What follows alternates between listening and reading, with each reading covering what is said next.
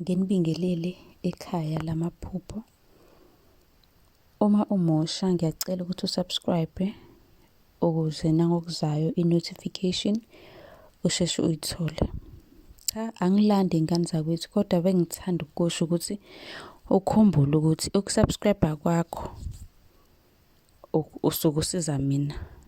Nje ukusubscribe lokho kunyusa ipheji, kufaka imali, ngithenga idatha ngiphinde ngibuye ngizochazela wena. Uyabo? Nawe uthola i-knowledge, so siyasizana. So ngiyacela ukuthi uma unombuzo usibuze ungasabi. Konje ngichaze iphupho elithini sengikhohliwe. Ukuphupha umuntu othandana naye engcolile. Usibuzile ukuthi uphupha umuntu athandana naye engcolile.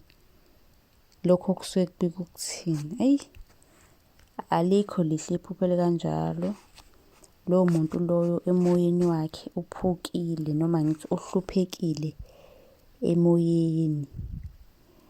Kungenzeka ukuthi nasemzimbeni nje naye akekho right, isimo sempilo ayikho kahle. Ngingasho ukuthi lowo muntu lowo ngamele esukumele into yakhe eyobona umuntu wesintu. Umuntu wesintu ezwe ukuthi impilo yakhe ihamba kanjani.